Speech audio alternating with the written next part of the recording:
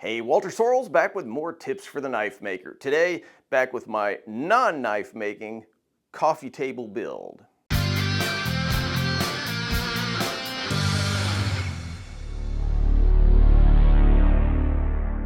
Hey, Walter Sorrells back with more tips for the knife maker. Well, not today actually. This is going to be part 2 of my woodworker slash metalworker coffee table build.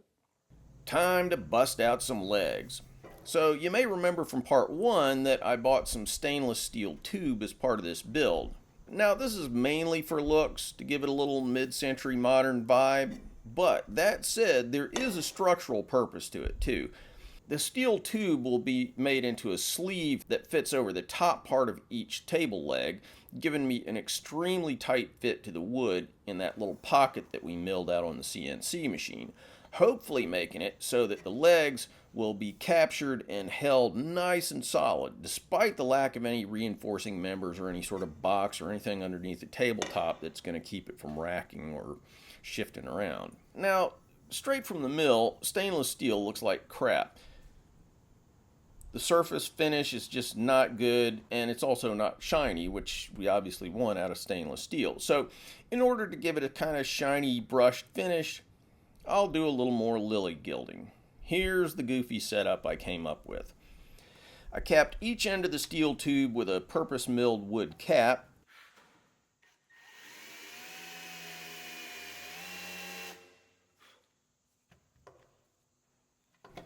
Then I'll sort of impale one end with a live center from my metal lathe, allowing the whole rig to spin on its axis.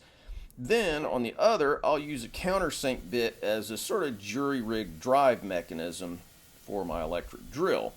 And this will allow me to spin the tube very evenly, and most important, constantly against the slack belt fixture on my grinder.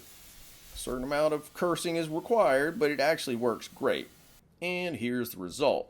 Much cleaner and more even than if I rotated it by hand against the belt. Or that's what I tell myself, because I sure put a lot of time into this. Similar issue with the bolt caps.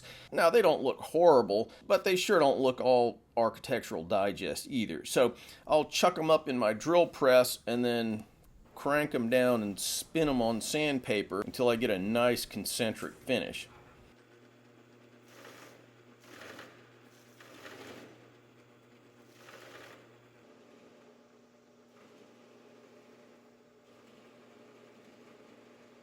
Before and after seen here. Much better.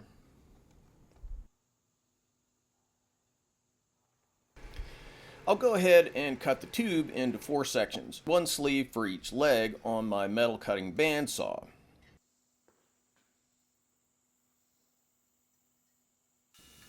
Then, using my belt grinder, I'll make sure the ends are nice and square.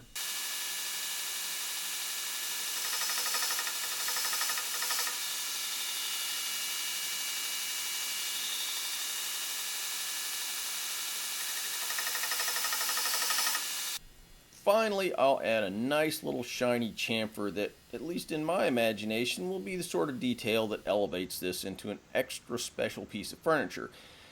In reality, I'll probably be the only person who'll ever notice it, but isn't that how it always goes with making your own crap?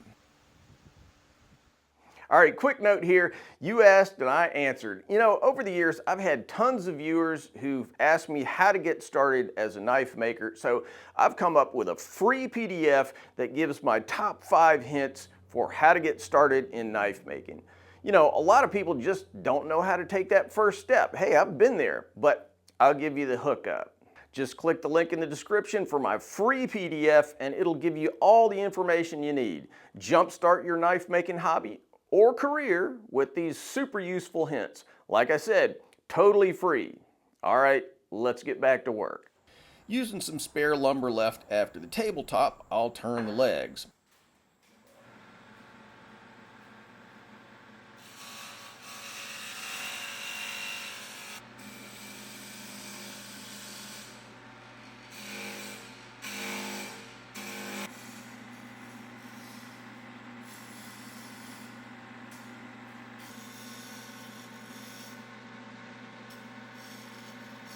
The idea is that the steel sleeves will be fitted onto sort of an upper portion, then the lower portion of the leg will be dimensioned just slightly larger to leave a lip that the steel sleeve will rest on. Now, this all taxes the limits of my extremely weak turning skills, but by going really slowly and constantly measuring it with digital calipers, I'm able to pull it off. The result is wood that's dimensioned with a precision of under 1/100th of an inch and really looks kind of like it just came off a machine. Chop off the ends.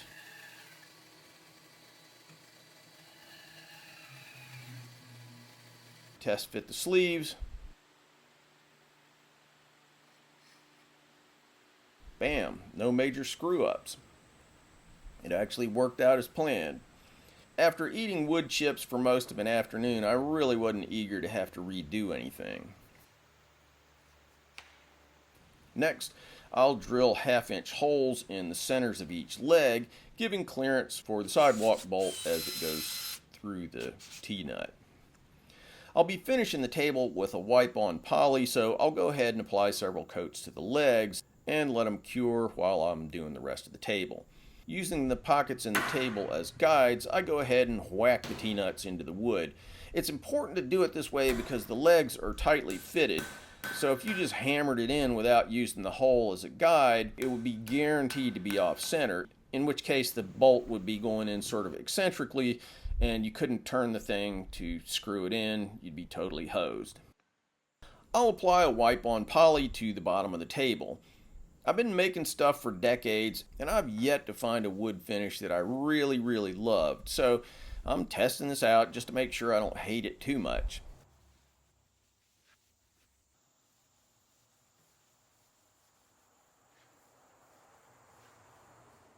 After letting it dry overnight, I'll go ahead and finish the top using another brand of wipe-on poly. The smart guys dip poly out of a shallow container, but just because I have a CNC machine doesn't mean I have an empty Cool Whip package. So I just dump it out on my rag and manage to spill at least 50% of the stuff on the floor. Now, my theory here is to do a pretty heavy application on the first pass, so that it soaks in, really just kind of dumping it on the tabletop and then working as much off as I can. You want to move fast though, because this stuff starts setting up pretty quickly. It gets real gummy real fast, and you don't want anything sticking to it and ending up with something really ugly looking. After the first coat, I go progressively thinner. I'm not looking for a high gloss built up finish here.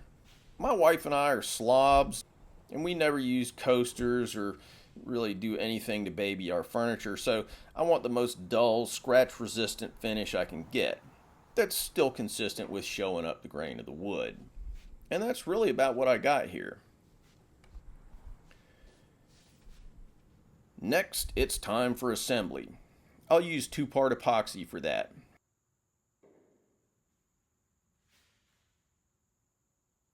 It's quick setting epoxy, so I do the legs one at a time, slathering tons of epoxy everywhere.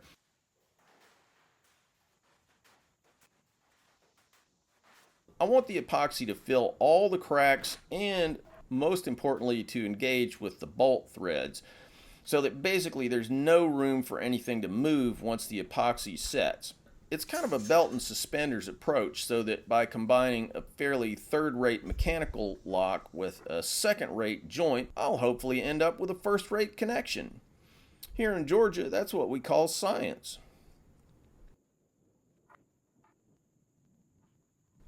After getting everything screwed in, I check it for squareness with a machinist square.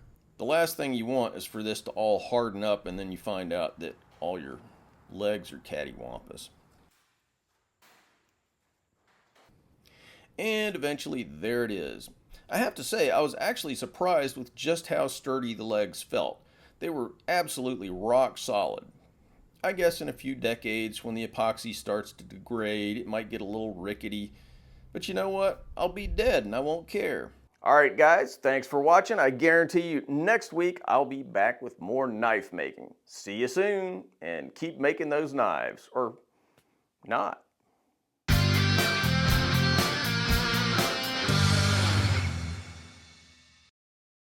Thanks for watching, guys. If you like what we're doing here, please subscribe and make sure that you click on that bell so you get notified of all the latest videos.